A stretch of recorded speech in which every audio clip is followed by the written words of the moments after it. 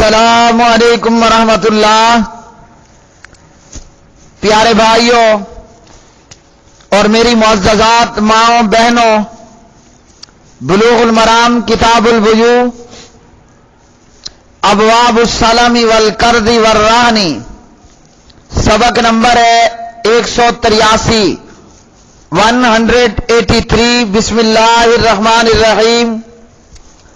عن عبد اللہ بن عباس رضی اللہ تعالی عنہما قال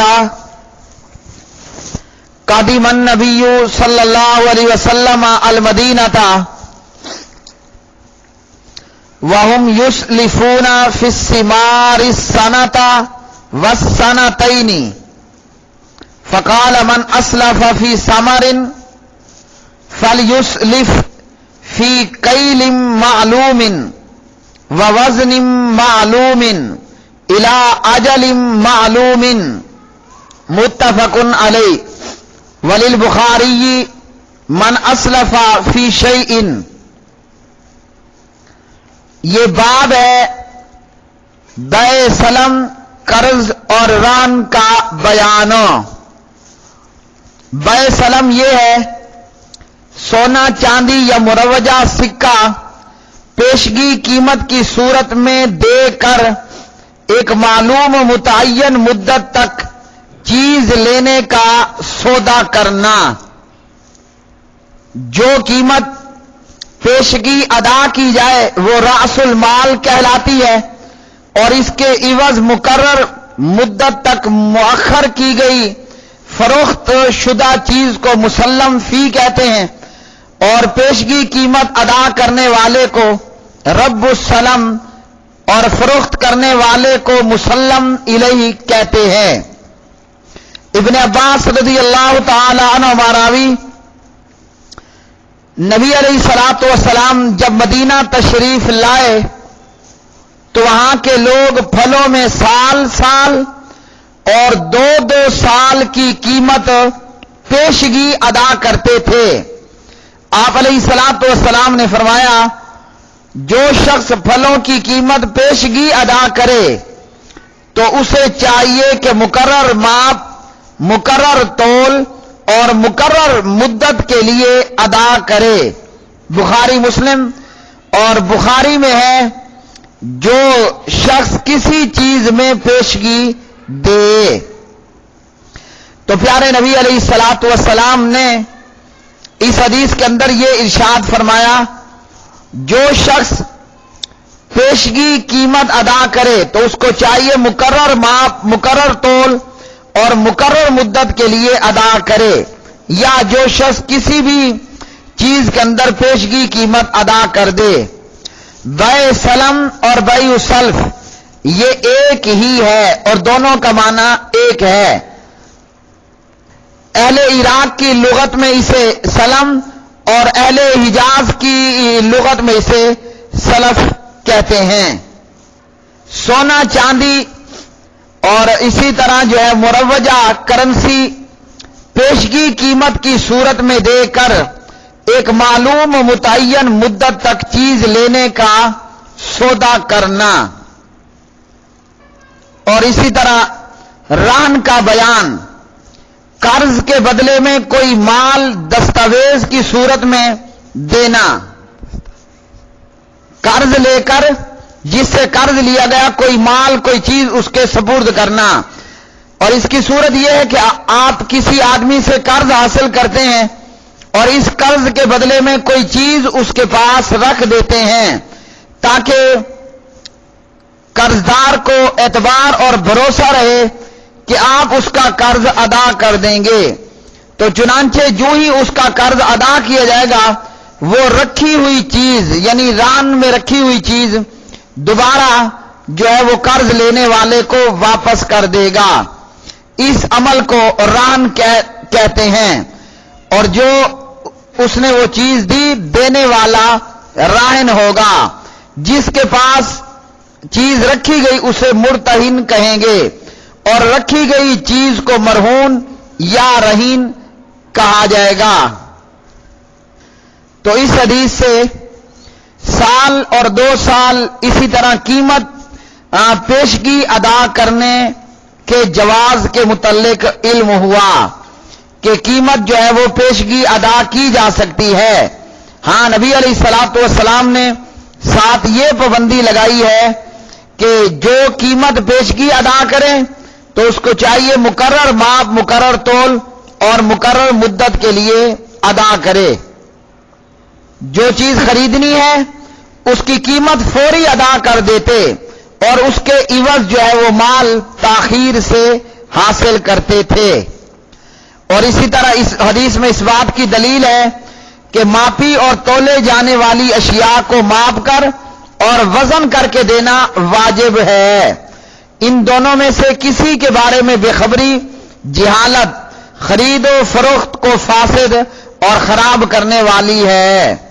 اور اس میں اس بات کی دلیل بھی ہے کہ میعاد کا بھی اعتبار ہے، اور جمہور اہل علم کی رائے یہی ہے کہ اگر میعاد مقرر نہ ہو تو پھر بیع سلم ناجائز ہے، جبکہ شافعیہ کا کہنا ہے کہ میعاد مقرر نہ ہونے کی صورت میں بھی یہ بیع جائز ہے، جبکہ حدیث کے اندر بھی یہی لفظ ہیں جو جمہور کی رائے ہے کہ مقرر ماپ، مقرر تول اور مقرر مدت کے لیے، یعنی مقرر کرنا ضروری ہے ماپ کا، تول کا اور مدت کا، کہ اتنی مدت بعد جو ہے وہ فروخت کنندہ یہ چیز دے گا۔ اگلی حدیث، ان عبد الرحمن ابن ابزا وعبد اللہ ابن ابی اوفا رضی اللہ تعالی عنہما قالا کننا نصیب المغانم مع رسول اللہ صلی اللہ علیہ وسلم وکان یأتینا انبات من انبات الشام فنسلفهم فی الحنطۃ والشعیر والزبیب وفی روایت والزیت الى اجل مسمى قیل اکان لهم زرع قال ما كنا نسألهم عن ذلك رواہ البخاری۔ حضرت عبد الرحمن بن ابزا اور عبداللہ بن ابی اوفا رضی اللہ تعالی عنہما روایت کرتے ہیں، ہم نبی علیہ الصلوۃ والسلام کے ساتھ غنیمت کا حصہ لیتے تھے، یعنی غزوات میں شرکت کر کے مال غنیمت میں حصہ لیتے تھے۔ ملک شام کے نبتی لوگ ہمارے پاس آیا کرتے تھے، ہم انہیں گندم، جو، منقع اور اسی طرح ایک روایت میں زیتون کا بھی ذکر ہے، ہم انہیں گندم، جو، منقع اور زیتون کی پیشگی رقم دے کر ایک مدت مقررہ تک بیع سلم کرتے تھے۔ پوچھا گیا کہ یہ نبتی لوگ کیا وہ خود کھیتی باڑی کرتے تھے؟ تو عبد الرحمن اور عبداللہ نے جواب دیا ہم نے ان سے یہ کبھی بھی جو ہے وہ نہیں پوچھا تھا۔ تو اس حدیث سے بھی بیع سلم کرنے کے متعلق جو ہے وہ معلوم ہوا، اور وہ یہ ہے کہ قیمت مال فوری طور پر ادا کر دینا اور اس کے عوض جو ہے وہ مال تاخیر سے حاصل کرنا، یعنی پیسے پہلے دے دیتے تھے اور زیتون، گندم، جو، منقع جو خریدنا ہوتا وہ ایک مقررہ مدت کو لیتے تھے۔ تو اس حدیث سے بھی 2 باتیں معلوم ہوئی، ایک تو بیع سلم کا کرنا اور دوسرا مقررہ مدت، پہلے پیسے دینا اور ایک مقرر شدہ مدت پر جو ہے وہ چیز لینا، وہ گندم، جو، منقع، زیتون وغیرہ۔ تو اس حدیث سے معلوم ہوا کہ بیع سلم کرتے وقت جنس موجود نہ بھی ہو پھر بھی بیع درست ہے، یعنی موقع پر جو، منقع، زیتون موجود نہیں ہوتا تھا، البتہ بیچی اور خریدی جانے والی چیز کی مقدار، نوعیت اور مطلوبہ چیز کی ادائیگی اور وصولی کا وقت اور دوسرے ایسے معاملات کا پہلے سے تعین کیا جائے گا تاکہ بعد میں کوئی رولا رپڑا نہ ہو۔ اور یہی رائے ہے امام شافعی اور امام مالک رحمہم اللہ تعالی کی۔ اگلی حدیث عن ابی ہریرہ رضی اللہ تعالی عنہ عن النبی صلی اللہ علیہ وسلم قال من اخذ اموال الناس یرید اداءها ادى الله عنه ومن اخذ يريد اتلافها اطلفه الله تعالی رواہ البخاری۔ حضرت ابو ہریرہ رضی اللہ تعالی عنہ راوی ہیں، نبی علیہ الصلوۃ والسلام سے روایت کرتے ہیں، آپ نے فرمایا جس شخص نے لوگوں کا مال لیا، یعنی لوگوں کا مال بطور قرض لیا، جس شخص نے لوگوں کا مال لیا یعنی لوگوں سے قرض لیا اور وہ قرض کے ادا کرنے کا ارادہ رکھتا ہو تو اللہ تعالیٰ اسے ادا کرنے کی توفیق دے گا، اور جس شخص نے لوگوں کے مال ضائع کرنے کی نیت سے لیے اللہ تعالیٰ اسے ضائع کر دے گا۔ تو پیارے بھائیو، اس حدیث میں یہ معلوم ہوا اگر ضرورت کے وقت میں بندہ کسی سے قرضہ لیتا ہے اور اس کی نیت ہے کہ میں جلد از جلد اسے ادا کرنے کی کوشش کروں گا، تو اللہ رب العالمین ایسے بندے کی مدد کرتا ہے اور وہ جلد از جلد قرضہ واپس لوٹا دیتا ہے۔ کچھ بندے ایسے ہوتے ہیں قرض لے لیتے ہیں، واپس کرنے کا کوئی ارادہ نہیں ہوتا، تو ایسے لوگوں کو پھر قرضہ ادا کرنے کی بھی توفیق نہیں ہوتی۔ تو اس حدیث سے یہ معلوم ہوا جب قرضہ لیں اس نیت سے لیں کہ جتنی جلدی ہو سکے گا قرضہ واپس ادا کر دیں گے، تو اللہ رب العالمین مدد کرے گا اس قرضے کے واپس لوٹانے میں، اور کوشش کرنی چاہیے قرضہ بندہ نہ لے، اگر مجبوری میں لینا پڑے تو اس کو جلدی سے جلدی ادا کرنے کی کوشش کرے، اللہ تعالیٰ بھی اس کی مدد کرے گا۔ اور بعض لوگوں کی عادت کے قرضہ لیا اور بھول گئے، پھر ایسوں کو توفیق بھی نہیں ہوتی اور اللہ کی مدد بھی شامل حال نہیں ہوتی ہے۔ تو اس حدیث سے قرضہ لینے کے جواز کا علم ہوا کہ قرضہ بندہ لے سکتا ہے۔ اگلی حدیث عن عائشہ رضی اللہ تعالی عنہا قالت قلت یا رسول اللہ صلی اللہ علیہ وسلم ان فلانا قدم له بز من الشام فلو بعثت الیہ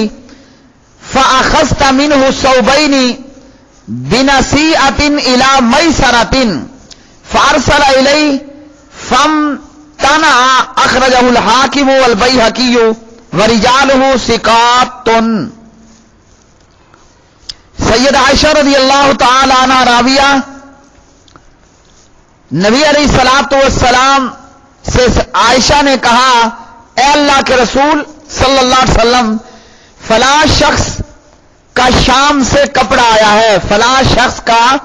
ملک شام سے کپڑا آیا ہے، کوئی تاجر وغیرہ ہوگا، تو اے اللہ کے رسول آپ کسی کو بھیج کر 2 کپڑے کشادگی تک ادھار خرید لیں، یعنی جب آپ کے پاس پیسے ہو جائیں گے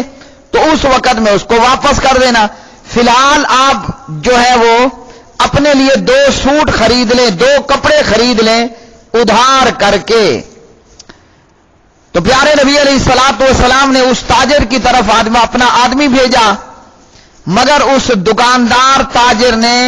نبی علیہ الصلوۃ والسلام کو ادھار دینے سے انکار کر دیا۔ تو پیارے بھائیو، اس حدیث کی روح سے ایک تو یہ معلوم ہوا کہ ادھار خریدنا جائز ہے، بندہ ادھار لے سکتا ہے، کوئی چیز ادھار میں خرید سکتا ہے، اور نبی علیہ الصلوۃ والسلام نے اس دکاندار یا تاجر یا کپڑا فروخت کرنے والے سے ادھار میں کپڑا خریدنا چاہا، تو اس سے یہ معلوم ہوا کہ نبی علیہ السلام بھی ادھار لیتے تھے، اور اس حدیث سے یہ معلوم ہوا کہ اس کپڑے والے نے